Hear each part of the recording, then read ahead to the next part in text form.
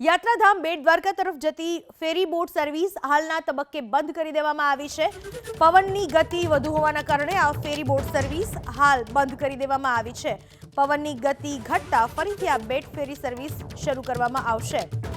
Gujarat maritime બોર્ડે આ બાબત જણાવી છે। અચાનક જ ફેરી બોટ બંધ થતા અનેક પ્રવાસીઓ દર્શનથી વંચિત રહી ગયા છે।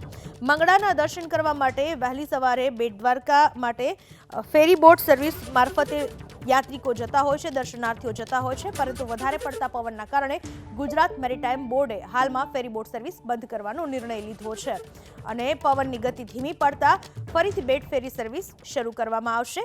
નોંધનીય છે કે આ મહિનાના અંતમાં સિગ્નેચર બ્રિજ પણ શરૂ થવા જઈ રહ્યો છે અને ત્યારે કદાચ આ પ્રકારની ઘટનાઓને કારણે દર્શનાર્થીઓને અસર નહીં થાય, પરંતુ હાલના તબક્કે એકમાત્ર રસ્તો છે બેટ દ્વારકાના દ્વારકાધીશના દર્શન કરવા જવાનો અને એ છે ફેરી બોટ સર્વિસ। પરંતુ પવનની વધારે પડતી ગતિના કારણે યાત્રિકોની સલામતીને ધ્યાનમાં રાખીને ગુજરાત મેરીટાઈમ બોર્ડે હાલમાં ફેરી બોટ સર્વિસ બંધ કરી છે।